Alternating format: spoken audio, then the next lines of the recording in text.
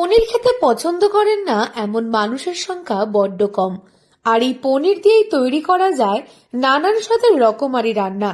তবে শুধু স্বাদেই নয়, পনির স্বাস্থ্যেরও নানা উপকার করে, তাই খাওয়াও খুব জরুরি। নিরামিষে বাঙালির অরুচি হলেও পনির খেতে তারা বড্ড ভালোবাসেন, তাই নিরামিষের দিন হলেই চোখ বন্ধ করে ভরসা করেন পনিরের ওপর। রেস্তোরাঁয় গিয়ে মশলা পনির খোঁজেন তো, এবার আর হোটেল নয়। তাই আজ আপনাদের জন্য রইল চটজলদি ও নিরামিষ স্বাদে ভরপুর মশলা পনির। ঘরোয়া পদ্ধতিতে বাড়িতে বসেই ভিন্ন স্টাইলে বানাতে পারেন সুস্বাদু এই পদ মশলা পনির। পরোটা লুচির সঙ্গেও বেশ মানিয়ে যাবে। রান্না করেছি মশলা পনির। বাড়িতে তো আমরা নানান ধরনের পনির রেসিপি খেয়েই থাকি, আবার আর রেস্টুরেন্টেও খেতে যায় না অন্য অন্য ধরনের স্বাদের খাবারের জন্য।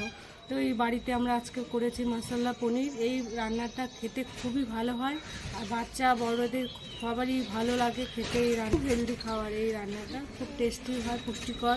এর মধ্যে কাজু বাদাম থাকে, পনির থাকে, বাচ্চাদের খুবই এটা পক্ষে স্বাস্থ্যের পক্ষে হেলদি খাবার। টিফিনেও করা যেতে পারে, খেতে খুবই ভালো লাগে বাচ্চাদের।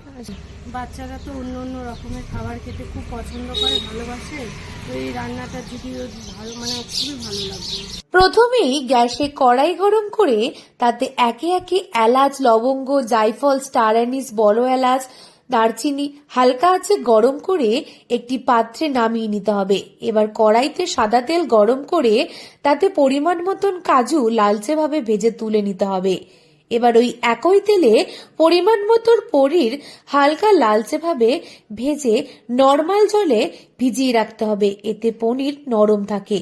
এবার একটি মিক্সিতে একে একে সব মশলাগুলো দিয়ে তাতে ভেজে রাখা কাজুগুলো একই সঙ্গে দিয়ে বেশ ভালোভাবে একটা মিশ্রণ বানিয়ে নিতে হবে। খেয়াল রাখতে হবে যেন দানা দানা হয়ে না থাকে।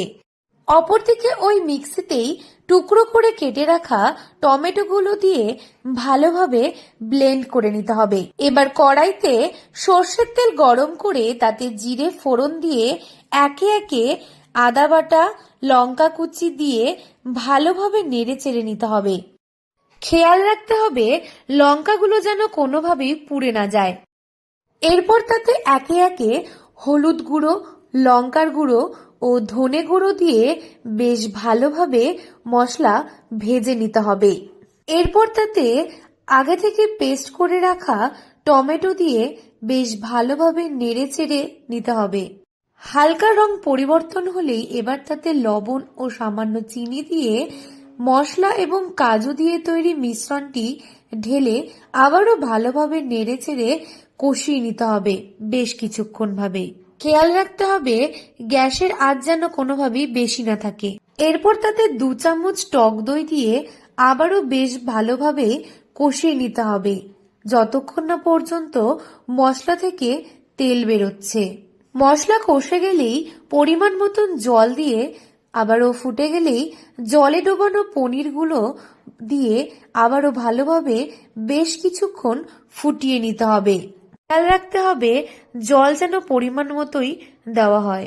এরপর ফুটে গেলেই সবশেষে ওপর থেকে সামান্য ধনেপাতা ছড়িয়ে নামিয়ে নিলেই তৈরি মশলা পনির। ভিন্ন স্টাইলে সুস্বাদু এই মশলা পনিরের সঙ্গে পরোটা বা লুচি বেশ মানিয়ে যাবে। দক্ষিণ দিনাজপুর থেকে সুস্মিতা গোস্বামী রিপোর্ট, লোকাল 18 বাংলা।